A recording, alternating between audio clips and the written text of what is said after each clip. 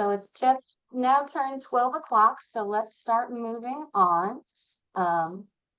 So welcome. And in case this is your first time with us, I would just like to tell you a little bit about Kentucky Spin.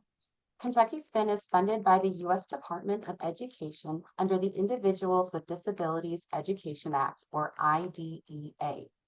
We are the Parent Training and Information Center, or PTI, providing training, information, and access to resources to parents and professionals since 1988, when Kentucky first received the PTI.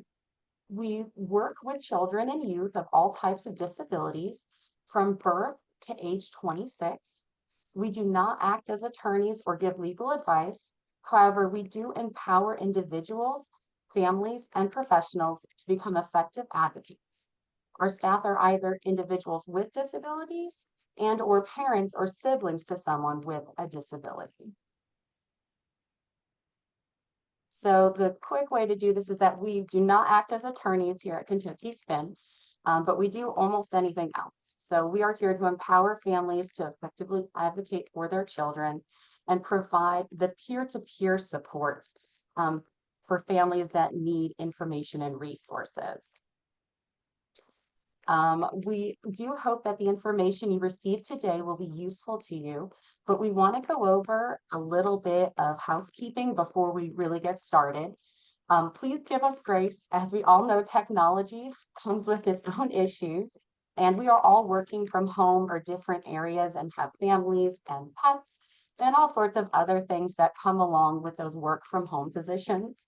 On your Zoom dashboard, you should see that Q&A box in the chat box. So again, enter those questions or comments in the chat, and we will have that time set aside at the end to answer. This is not a training of trainers event. Kentucky Spin does not authorize any agencies or organizations or individuals to train this material. The presentation is for educational purposes only. Third-party recording and streaming is strictly prohibited, and all rights are reserved. So as we do go through this presentation, we ask that we are all sharing from our own experiences, and remember that Kentucky Spin staff are either someone with disabilities or immediate family members. So we have an understanding of what you, your loved one, or your families are dealing with. So with that, these are going to be our presenters today, and I think they'll introduce themselves as we go through. So I'm going to start with myself real quick. My name is Eileen Hoover, and I am the early childhood parent educator here at Kentucky Spin. Let's see, does Angie do you want to introduce yourself? Sure. I'm Angie Casey. I am the point of entry manager for the KEIS program, formerly known as First Steps, for the Bluegrass region, which is Fayette County and 16 surrounding counties, and also the Lincoln Trail region, which is Hardin County, Elizabethtown, and 7 surrounding counties. Thanks for being here today. Thank you. Okay, Sally. I'm Sally Dannenberg, and I work with Child Care Aware of Kentucky, but I also work with a couple of programs with Help Me Grow of Kentucky. All right, and Miss Rhonda. And I'm Rhonda Logsdon. I'm the director at Kentucky Spin. And first and foremost, I'm a sister. You know, our whole goal is to help one another as we go through these journeys, because our journey never ends. Absolutely. Thank you so much.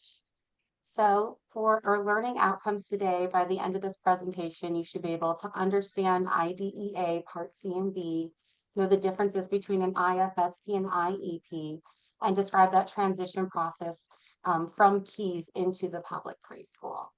And so I'm going to turn it over now to Miss Sally. Thank you. I'm just going to give everybody a minute to read this slide for yourself. And basically, we want to say thank you for being here. As a former early interventionist, I know how important your role is in identifying children with developmental concerns. And we just hope that this will give you more information and make you feel more confident as you make referrals to KEIS and other resources within your community.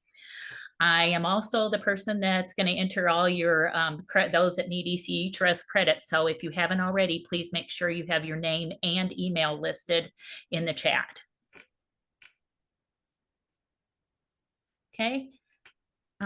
Eileen, if you want to go to the next slide, please. The first exciting program I want to tell you about is the free developmental screening using the ASQ3 and the ASQ SE2 that we provide to all child care centers throughout the state of Kentucky, and it's funded by Help Me Grow Kentucky. There we go. We call it family engaged developmental screening and ongoing monitoring. So this ASQ2, we're asking for the parents to complete the screeners. And so it takes a lot of responsibility off you as the child care director or child care provider, whatever. It's used by a variety of people in all kinds of different settings.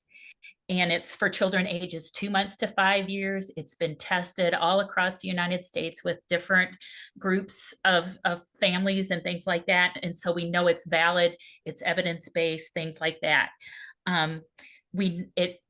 Because if you do choose to use the ASQ3 and the ASQ SE2, they are both approved by STARS, so they will count within your STARS rating.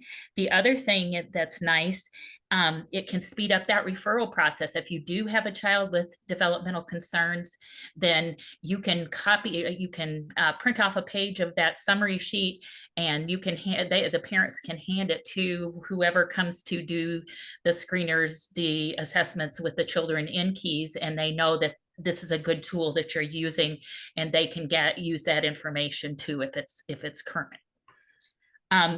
If your center is interested, I think, yes, in the chat, they have put up the Help Me Grow Kentucky sign up for family engaged developmental screening and monitoring program. All you have to do is get your director to click on that form, fill out that form, and we can get you started on the process of getting this free program for your students. I think, Eileen, we're ready to move to the next one. Okay, the other free program that we have is what's called ongoing developmental monitoring using the Learn the Signs Act Early program. The really nice thing about that is they have a milestone tracker app that families can use, and they can download that app. They can track their child's developmental progress. And if you use both the Learn the Signs Act Early developmental tracker and the screeners together, you have a better picture of how that child's developing. There are also on that same website where you can get the tracker app, there are Milestone Matter booklets, which you can print out and give to families, and they list the milestones for each age level. This is also appropriate for children ages 2 months to 5 years. And they can keep that in their diaper bag with everything and take it to the doctor, when they go, if they have concerns about different developmental levels. They can also track in that book, what happened at the doctor's visit, whether it be they got a shot or, the doctor talked to them about specific things they should be doing. As a part of this Learn the Signs Act Early, there are learning activities to support the skills. So between screens, children, parents, if they're not sure how to do it, if they're first-time parents or, the child is developing a little differently than a sibling, they can learn about different activities they can do with that child to support the skills as they develop. And that is also in there. Next, I'm going to turn it over to Angie so she can tell you more about KEIS. Right, thank you. Yes, I'm going to talk about, again, I mentioned when I introduced myself, Kentucky's Early Intervention System, or we also are known as KEIS or KEIS, however you prefer to say.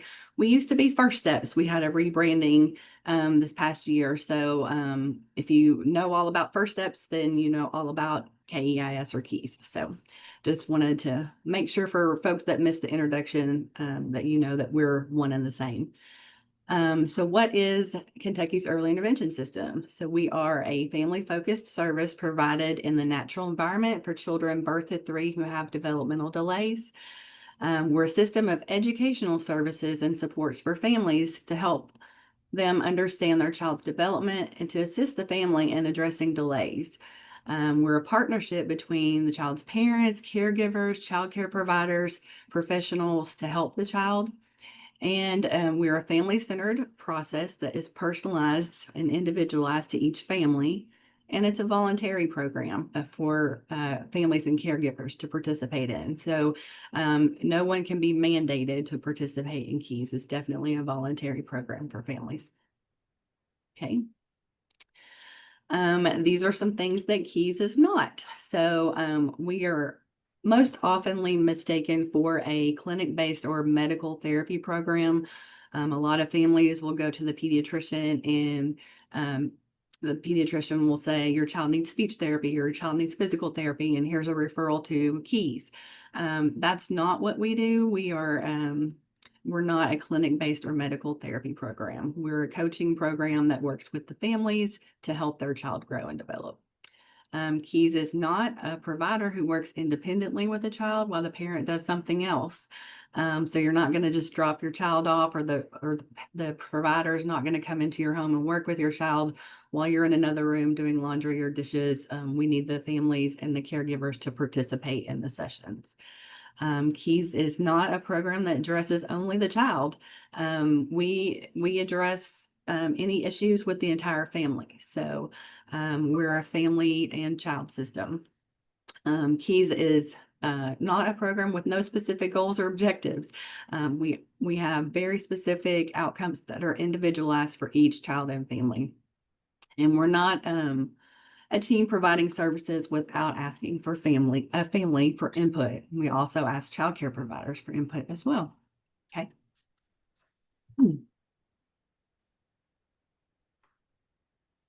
Why is early intervention so important? Early intervention increases the family's ability to meet their child's needs. It assists infants and toddlers to reach age-appropriate developmental levels and milestones. It maximizes development that occurs during the child's first 3 years. We know from brain research that our brains as little humans are developing at the fastest rate from birth to 3. So if we can address any kind of delays that we're noticing early, we can hopefully overcome those so that they're not going to need those special services once they get to school. It's also important because it reduces feelings of isolation, stress, and frustration families may experience. If they're noticing maybe family members or their friends' child that is the same age as their child, maybe talking more or walking more quickly or playing more advanced than their own child, they may feel a little isolated or stressed or worried. So it can help empower those families and reduce that stress and frustration. It also does lower long-term educational costs by minimizing the need for special education services once they get to school age. And it helps the child to grow up to be more productive, independent individuals. Okay. Who is eligible for our program? Any child from birth to age 3 who has a developmental delay, and it's usually a significant developmental delay in at least one area of development or a moderate delay in 2 areas of development. And those delays are determined by using an evaluation, standardized evaluation, and a criterion reference tool that our child evaluation specialists use with the child. Or if a child has a medical diagnosis that may result in a developmental delay as the child ages. For example, a child who is born with Down syndrome or cerebral palsy, autism, if they have those medical diagnoses, we know that they are automatically going to be eligible for our program because that diagnosis has implications that that child may have developmental problems in the future. Okay. Where are our services provided and who provides them? So again, our services are provided in the child's natural environment, and that includes their home, their child care, community settings. Research shows that children learn best from familiar people and familiar settings. They're not going to be as familiar if they go into a medical clinic they may associate that with a doctor's visit, so they're not as comfortable in a clinic type setting as they are in their home or their community or childcare. And so who provides those services? It's a team, including the parent, service coordinator, child care provider, and KEIS providers. And that team is called an Individualized Family Service Plan team, or an IFSP team. And they determine what services that child will benefit from and how often they will occur. So are they going to be getting speech therapy? Are they going to be getting physical therapy, occupational therapy? What are the services that they're going to need to meet their outcomes? And then how often are they going to need those services to meet those outcomes? Are they going to need them weekly, every other week, monthly? And so those are the things that the team will discuss. Okay. And then what is the family or child care provider's role? In our program, your role is everything. We need the caregivers, whether it's the family that we're working with that day or the child care teacher. You guys are the experts in the child that we're working with. We need you to share the child's interest, priorities that you have for the child to be successful in their daily routines or their activities, preferences that the child has, likes, dislikes, any needs or any questions that you all have. We need those shared. We need you guys to help us set goals based on how the child's progress fits with what's important to the family and also what's important for them to be successful in your childcare. We need you guys to be active in services, share and learn from providers so that they can work with your child during visits and during everyday activities in between visits. So, and then informing the service coordinator of any issues that may affect the family services. We do have a new infographic that is shared. I don't know if it's going to be in the chat or if it was shared in the email, but it is called Early Intervention Visits in Child Care Settings, What to Expect, a Guide for Teachers. And it's a really nice little infographic flyer that kind of talks about what you can expect when one of our providers comes into your facility to work with a child. So first of all, our providers are therapists. So they're physical therapists, speech therapists, occupational therapists, but we call them coaches because they're not doing traditional therapy with the child when they get to the classroom. They're going to be coaching the teacher or the caregiver.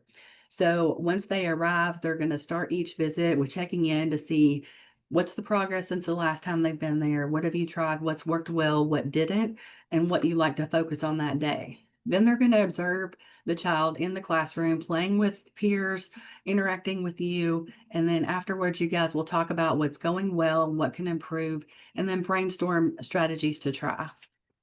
After that, you're going to practice new strategies together, and you can tell the provider how you felt like those are working, whether it's something that's going to work when they leave.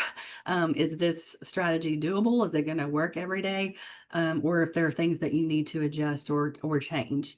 Then you're going to discuss and the provider will answer any questions that you have about the child's development or strategies and any ideas and concerns that you have. At the end of the visit, you guys are going to make a plan of what you guys are going to try in the classroom in between visits, because we know that as a therapist coming in, the child, if we worked one-on-one with the child, they would make a little progress, yes.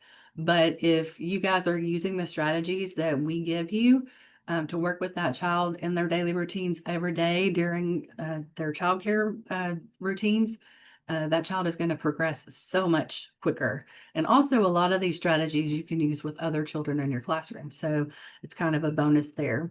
And then after the visit, the provider is going to follow up with the family and let them know what they did in that visit. And you and the family can also communicate back and forth on strategies as well.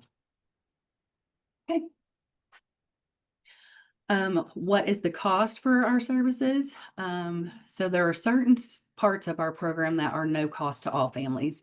So the initial screening, and we use the ages and stages questionnaire that Sally went over as our screening tool as well. So like she mentioned, if you're completing that screening, if you send that in with your referral, we don't have to repeat that screening, and that gets the family through the process a little faster.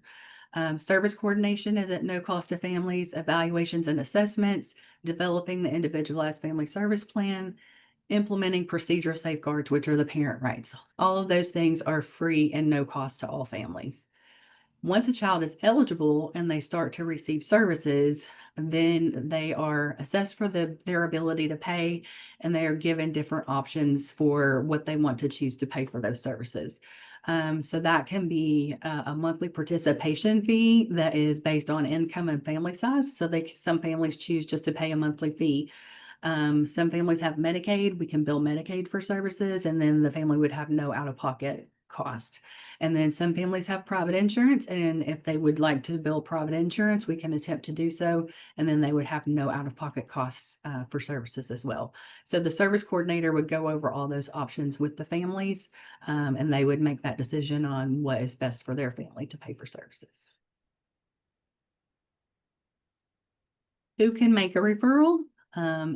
Anyone who has a concern about a child's development can make a referral by contacting our point of entry, whether it's, there are 15 points of entry across the state. And I didn't think about this, but I guess we could share that point of entry listing. Not sure if you have that available to put in the chat. I might try to find that and stick it in there when another presenter is speaking, but you can call the point of entry that serves the county that your child lives in. It can be parents, doctors, teachers, childcare providers, friends, family members. Anybody can make a referral for a child as long as the child is under the age of 3 and there's a developmental concern. And I think, is this where I turn it over to Miss Eileen? It is, hooray. Next slide. All right, computer, you can do it. So next we're going to talk about the IFSP, or the Independent Family Service Plan. So before the meeting, the families are going to receive a copy of the evaluations before the meeting so they can see how their child is doing. You want to encourage that both you and the family, to encourage them to write down how they're feeling and how they're doing. What are the concerns that they're having? The family will have a family assessment that will let them know what the family's priorities are in each area of the IFSP, because the IFSP is made from goals for the family. So it's not necessarily what does the occupational therapist need. It's, hey, my child isn't able to pick up food and feed himself. So a goal that OT could help with is something that we could do. So they're family goals that you're focused on. During the meeting, it's really important for families to try and stay positive. This can be a tough meeting. This might be one of the first times that somebody's really coming to them and saying, hey, there might be something of a concern. And so that can be really tough on a family to just hear those things that your child can't do. So it's really important to try and be positive and to focus on what your child can do and the skill that they're going to get, the things that they're going to accomplish. Have the family speak up because they know the child best. Ask questions, clarify anything that they don't understand. You want to make sure that they're sharing what's working for them and their child. Concentrate on those strengths. At the end, they should be receiving a summary report that's going to say what happened at the meeting. And at that time, they'll have to sign consent for any services that they're going to receive with the IFSP. After the meeting, they're going to be presented with the actual plan, like the written plan, within 5 business days. If they need anything, or if something's happening inside of your area and maybe something isn't working out, make sure that you say something to those providers and to the families to make sure that we have that clear collaborative communication for that child, between the service providers or the coaches, and also with you and the families. You want to make sure that you're going to stay in touch, keep an open line of communication, because again, if there are issues, we want to make sure that we're addressing them in a timely manner. They're going to monitor all the progress reports to see what is working, what isn't working, and then again, sharing when things are going well. And you can request a new IFSP or an IFSP meeting to discuss services at any time. And then I think I'm transferring this back over to Angie for a minute. Yeah. So as I mentioned, our services end when a child turns 3, or if they do meet their outcomes prior to that. And so we are mandated to hold a transition conference. So we must convene a meeting with the local education agency. We call those LEAs. We use lots of acronyms in our program, so sorry about that. And then, so it's with the local education agency, which is like the public preschool, and the family to discuss future services. And this is with parent approval, of course. So we do have some families that definitely know they do not want their child to attend public preschool, and they can opt out of that transition conference. But for families that are interested and kind of want to hear about what services could be offered at public preschool, they can opt in and have the transition conference. So there is a timeline that we have to hold this conference so that if the child is interested in, or the family is interested in the child attending public preschool to continue services, that the school has enough time to be able to do all their parts and pieces that I think Miss Rhonda is going to go over with you in just a moment. So we must hold this transition conference no later than 90 days prior to the third birthday and not more than 9 months before the child's third birthday. Okay. During those transition conferences, we hold an IFSP transition plan, and that plan must include some specific steps and services that are going to need to be taken to support transition out of our program. And so things that we're going to be doing is having discussions and training the parents regarding future placement in services that their child may need, procedures to prepare the child for changes in new service delivery. So we want to have some steps to help the families prepare their child for going from home to public preschool or going from a child care center to public preschool. What are some steps that we can do to make that a smooth transition for the child? We're going to have a confirmation that the transmission of the IFSP and any evaluations and assessments are forwarded on with parent permission to either the public preschool or outside services, wherever the family is going to be continuing services. And then identify any other services or activities needed to support that child in transition. So sometimes in addition to public preschool, that child may want to be continuing services at their child care. So they might go half a day to public preschool and then half a day in their child care facility. Or the family may want to seek additional therapy supports at a therapy clinic. So those are all things that are discussed during a transition plan. Okay. So specific discussions at the transition conference about public preschool, which is part B. We're going to discuss eligibility definitions for, if the child, what eligibility criteria is needed to meet those, to be eligible for preschool. State timelines and process for consenting to the evaluation and conducting eligibility determinations under Part B, public preschool, and then the availability of special education and related services. So those are all just things that need to be discussed during the conference. And then program options for the time period between the third birthday and the remainder of the school year. So if the child has that summer birthday and school's not in session, what are the options for that child to continue to get some services in that gap? So those are also things that need to be discussed at the transition conference. So ideally, if we get all of these steps done, there'll be a very smooth handoff from the child being in our program to going to public preschool, and we'll be able to continue services there. And I think I'm going to hand it over to Ms. Rhonda to talk to you about Part B, public preschool. Well, thank you so much. Well, I do have to, as a side note here, how blessed we now are that the law and the programs are available birth to 3, because I'm, of course, going to show my age. But when my brother wasn't entitled to an education until he was 5. Now the laws have changed where children birth through 21 unless they graduate sooner. So we've seen such wonderful progress and programs in this transition that Angie's talking about is so critical and and is a blessing for families because I will tell you, just as Angie had spoke, KEIS, Kentucky Early Intervention System, the birth to 3, that's under the Individuals with Disabilities Education Act, Part C. Well, Part B is the 3 through 21 part. And you'll remember, Angie was talking about the Individual Family Service Plan. In the early intervention, it's set up as a family service plan. When you go into Part B, you go from a family focus to an individualized focus. That transition within itself can be very,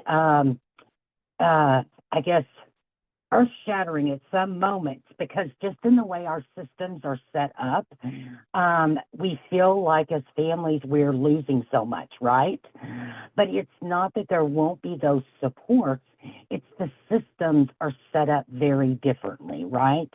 And those that provide them, because we're going from a family focus to individualized. Not that the family is not very important, but it's critical to know that there are some differences, and so what might have took place under KEIS may not under the Part B, which is through the public school district.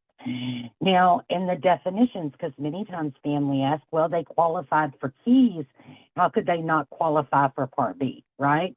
Well, they're the eligibility categories, as Angie had mentioned, which we're going to go over here in a minute, but also, too, there are different criteria.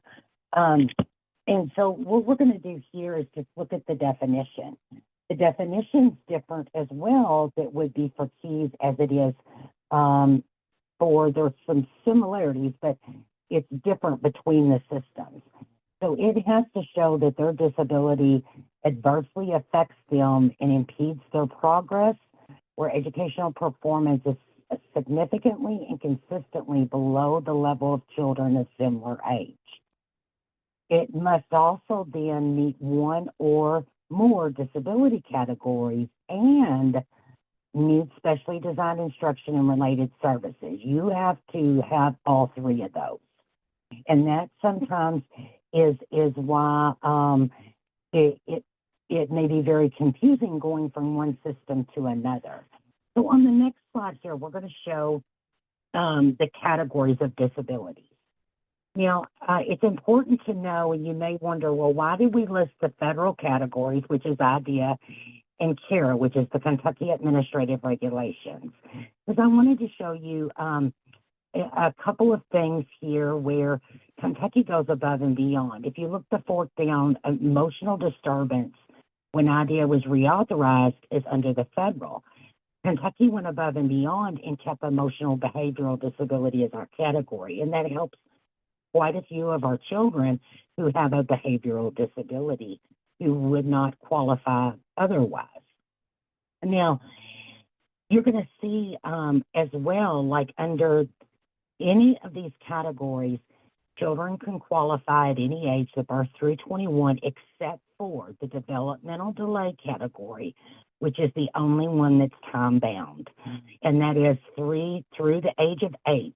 When they turn 9, they either test out or they test into a different category. A lot of times, one of the things that I know is, and I hear this so much in early childhood, is that developmental delay is the only way to qualify. Well, it's not. You can be under the autism category starting at any age, right? And sometimes I find children may not be being evaluated under the correct category. And so there are different categories, and some of our children qualify under more than one. I'll use my brother as the example. My brother has cerebral palsy, but he also is legally blind. He was always qualified under the orthopedic impairment, but he also met the criteria under the deaf blindness. So one other question that I always get all the time is, well, use my brother as an example. He was always under the orthopedic impairment. That doesn't mean, though, that we're not taking into account his blindness because you can also have that embedded because that's affecting his performance, right? That's affecting him being successful. So even if it's not the category you're identified under, the main one, in your present levels, you can still have that addressed. So let's look here on the next slide. And one of the things that I want to point out, let me backtrack. And Eileen, I'm so sorry. One of the things I wanted to tell you all, you don't have to skip. There you go. Thank you. The other health impaired category, many children who have ADHD, ADD, Tourette syndrome, it could be medical condition. There is a category. Again, you have to meet all three of those areas, right, that we went on eligibility. But you can go under, and there is that category that many of our children qualify under the other health impaired category. Now, on the, I'll go back. I'll keep moving forward, Eileen. One of the things here on the referral, just as Angie had shared in the Part C, the KEIS, what about the referral? Who can refer a child? Anyone can that has knowledge of the child. Then what has to take place, just like it does in KEIS, is the parent has to sign parental consent before the child can be evaluated. Now, once that consent is signed, there is 60 school days from the date of that signature that the evaluation is to be completed by. Keep in mind that does not count weekends, summer breaks, holiday breaks, any days that the school is closed, not open for all students, does not count in that 60 days. Now, one of the things that I like to point out here is it's always best to do so in writing, to request in writing. And how you do that is because many of us, if we're talking in the early childhood setting, and maybe they weren't involved with KEIS, so at any point, someone can refer a child, right? Is reach out to the Office of Special Education for the district and request that in writing. Now, you'll see here on the next slide, and one of the reasons we wanted to put this in here is because we have many times that the evaluation request may be denied. So we wanted to, and a lot of times it may be said, oh, well, they would not qualify. But we really don't know until we do the evaluation. So there are some safeguards in place that if the deny for the evaluation, there has to be, the district would provide prior written notice. Within that, there is parent rights. And one of the reasons we wanted to provide this on here about child find is because under Kentucky Early Intervention, the Part C and Part B, there is a child find requirement. What that means, and you'll see the bolded area, there is a responsibility to identify, locate, and evaluate children that may be suspected of having the disability. So that is part of the parental rights to access that.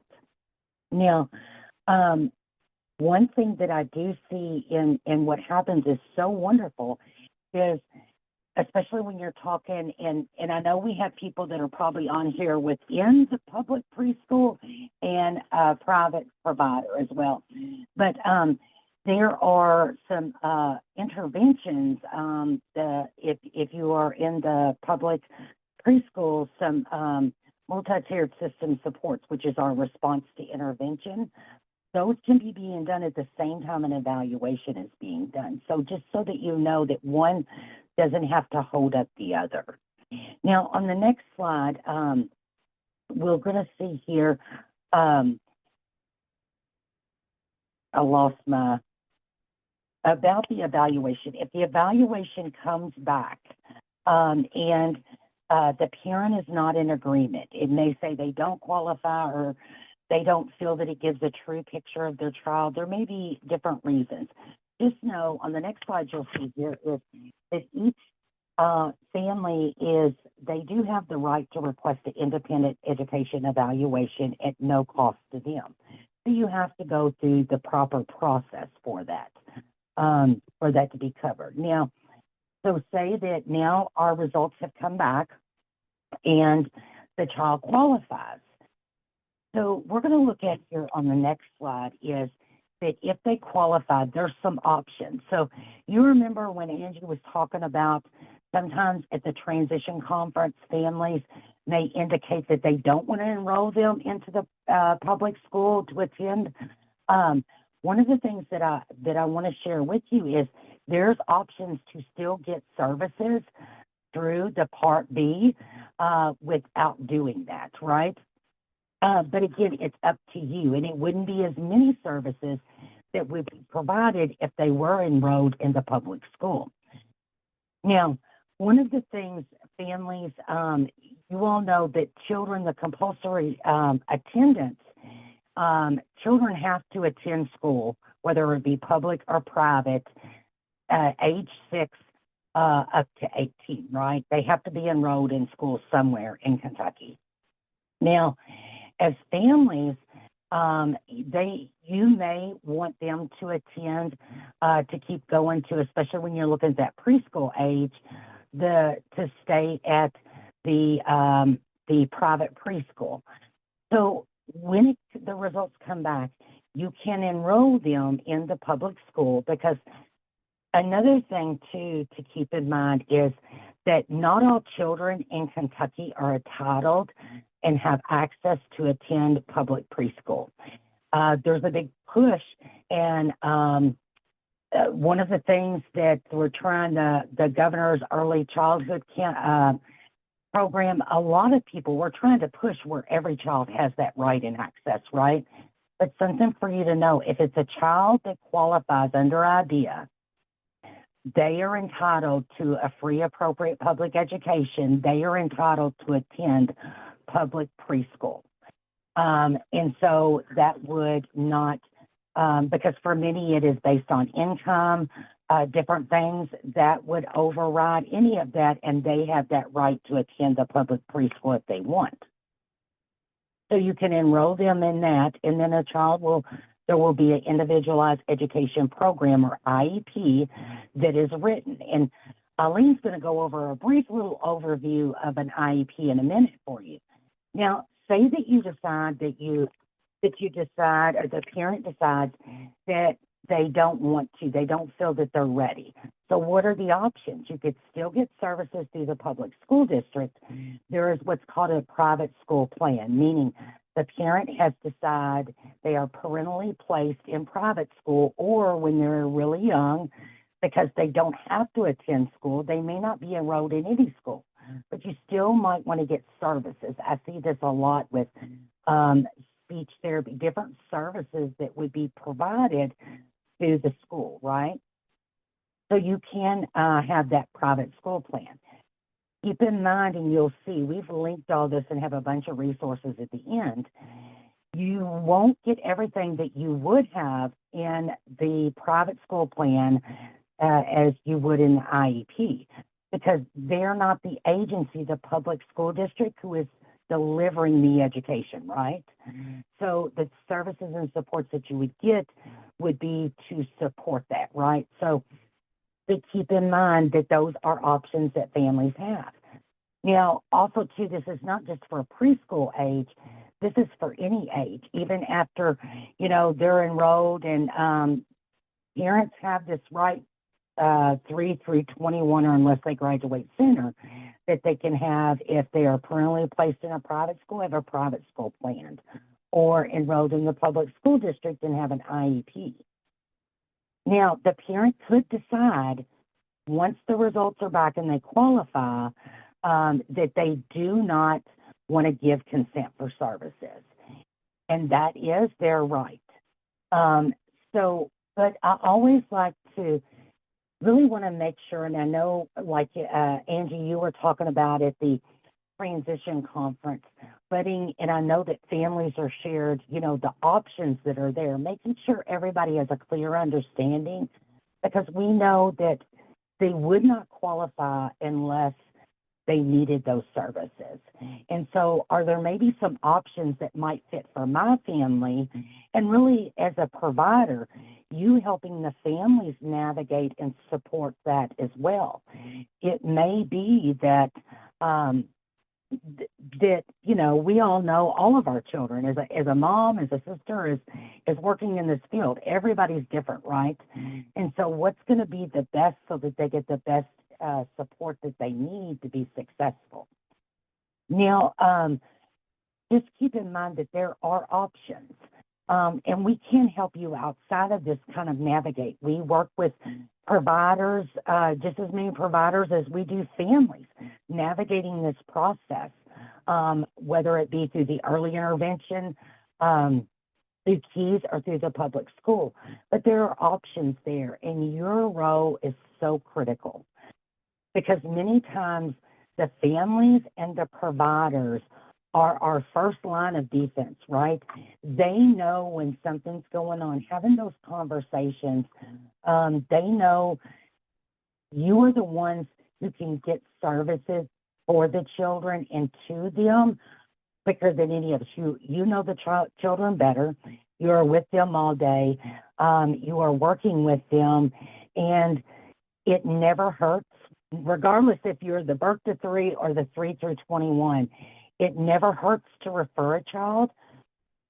Best case, they don't need any support, right?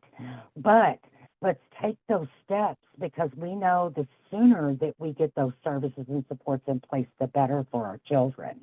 And I think I'm going to hand it back to Eileen. I know I carried on there for a bit, but I get so passionate. Eileen knows, and she'll give us sort of a brief, and it's a very brief overview of the IEP. Thank you, Rhonda. So far, we've done everything to get up to this point. So we had a referral, we talked to the school in writing, we signed the consent. So now they're going to have the 60 days. They're going to gather all that data. Now we're going to have the meeting and actually develop the IEP, or the individual education program. So the IEP is going to give instructions and examples for how you can develop the IEP. The ARC members, or the admissions release committee members, including the chairpersons, teachers, related service providers, parents, and as the children get older, the children themselves will be a part of that meeting. So with the IEP development process, you can just see in this picture, it's kind of got that brief overview. It starts off with present levels. All that information, the evaluations they did that you signed consent for, they're going to pull all that information together and show this is what this kid looks like. This is how they look compared to the peers of their classes. And then from there, you can create a plan to see where are we struggling, where are those supports needed. And so from there, you would decide measurable annual goals. So what goals can this child achieve in a year? What are we going to be working towards to catch them up? With that, you'll have specially designed instructions. So how are we going to change so that child can access education? You're going to have the supplementary aids and services. What different supports are needed? Is it something where you have as they get older, somebody to help them write, something to help them read, whatever that child specifically needs. You'll have accommodations and program modifications. So what do we need to do? Do we need to, other kids are doing longer things. Maybe my kid needs it shortened, or maybe they need somebody else to help them so they can participate like other children are. And then from there, we decide what is their least restrictive environment, meaning where is the least restrictive place for this child to be so that they can access education like their peers who don't have other issues or struggles. And then from there, we monitor this every year, that they'll have another ARC meeting. So that way we know what's going on, monitor that progress, and then see if we need to change goals and move forward. So we could I could talk about this for days, but if this is something you're interested in or learning more about it, please reach out to us, because this is something that we can definitely help you understand, because the better you understand this, the easier it's going to be to help you guide your families through this situation with them. And so with that. And I know you're getting ready. You can go ahead to the next one, but I wanted to make sure that I touched on the great question and there may be others that the chat is scrolling very fast. I just caught the one though, which is a wonderful question. A large amount of parents cannot enroll in preschool because of half days. The public preschool is great, but most working parents are unable to transport and have childcare for the rest of the day. And this is a huge gap between age 3 and kindergarten, where they're not receiving services. So as a early childhood provider, one of the things that would be wonderful, because I do know that that affects so many of us as families, right? We can't logistically work it out to make that happen because of the half-day programs. That's when you still refer the child those options that come back, and at a minimum, get that in place. If they're not able to enroll in the public school, get that private school plan. And what could take place is some of the things that might be under that services delivered from the public school district to the child. If there is a mutually agreed upon with the daycare and the public school district, they could possibly have service delivery within the child care setting for your child. So they could receive it there. It could be that they receive it in an alternate setting, that the family takes them or to the school. But a lot of this, especially when we're looking at that preschool age, in a lot of the districts within the private school plan and the agreement with the public school district and the private daycare or private preschool, they have sort of a memorandum of agreement, and they can come in and deliver those services for that child in their plan. And a lot of times it is in the natural setting of the classroom, which just helps to reinforce what they're teaching too. Now, sometimes it may be that they're pulled out to do like speech therapy or different things, but that's a wonderful way to be able to get that to where the families and the child can access those services. And again, it's going to be individualized for each child. It's not, this is what we do for a child that's on a private school plan. You individualize it just like you do the IEP. I hope that kind of helped there with that question. And Eileen, we're going to look and see if there's some others, but if you want to go ahead, we'll look for the other questions, or if you have a question, put it in the chat. Rhonda, Yeah. can I jump in on that question as well? So unfortunately, the services outside of preschool is not mandated in law. So schools have a choice of whether or not they can participate in that. So there are a lot of districts that don't offer those services, like going to the child care or having the parent go do the one-on-one service. That used to be a thing that was available and was mandated, and now it's not mandated. It's like an optional services that schools can choose to do. We do have some school districts that do continue to do it, and some smaller ones that are not able to.